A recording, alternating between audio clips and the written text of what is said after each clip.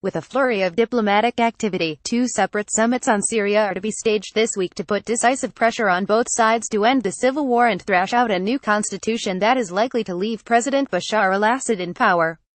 With Islamic State crushed and the democratic opposition to Assad also in military retreat, the three key regional powers, Russia, Iran and Turkey, will meet in the Russian Black Sea resort of Sochi on Wednesday to discuss how to wind down hostilities and draw up a political settlement. On the same day but separately, as many as 30 groups opposed to Assad will gather in Riyadh, Saudi Arabia's capital, for 3 days of talks aimed at forming a broad negotiating team before UN peace talks resume in Geneva on the 28th of November. Russia, which holds a military advantage in Syria, appears to want to bypass the UN process and focus on a solution drawn up with the other regional guarantors, Iran and Turkey. In preparation for the Sochi summit, foreign ministers from the three countries met in the Turkish resort of Antalya on Sunday, where they floated plans for a Syrian Congress on national dialogue, to which they envisioned a large array of opposition groups would attend. Significantly, ministers discussed the possibility of Kurdish groups being invited to the Congress, something to which the Turks were until recently opposed to. Recommendations on the future role of the Kurds will be sent for the three leaders, Russia's Vladimir Putin, Turkey's Recep Erdogan and Iran's Hassan Rouhani, to approve on Wednesday. It was also agreed that chiefs of staff from the three militaries should meet soon to discuss the possibility of deploying their forces as ceasefire guarantors in fresh de-escalation zones. So far 4 zones have been set up in Idlib province, northern Homs, eastern Ghouta, and a southern border with Jordan.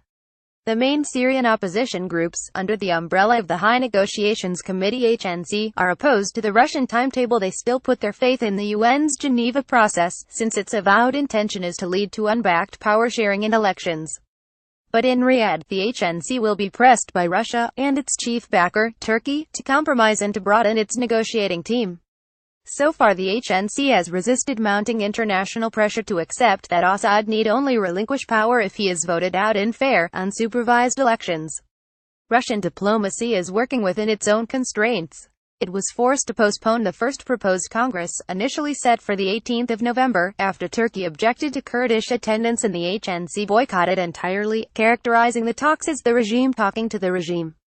Plans for a new Congress, in order to begin drawing up a new Syrian constitution, are likely to be revived at Sochi, where Putin plays host to Erdogan and Rouhani.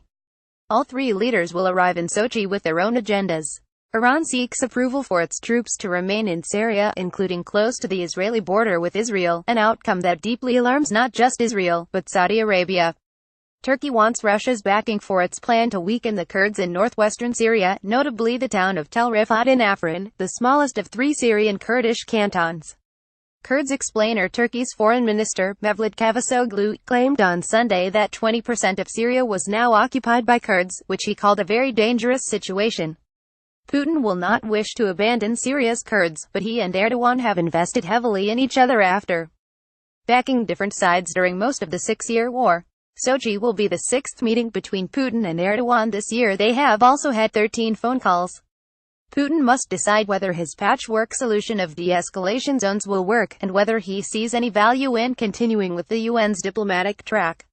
The UN Special Envoy for Syria, Staffan de Mistura, has repeatedly told Putin he needs the democratic legitimacy of the UN to end the war, and the support of the political opposition to prevent violence continuing.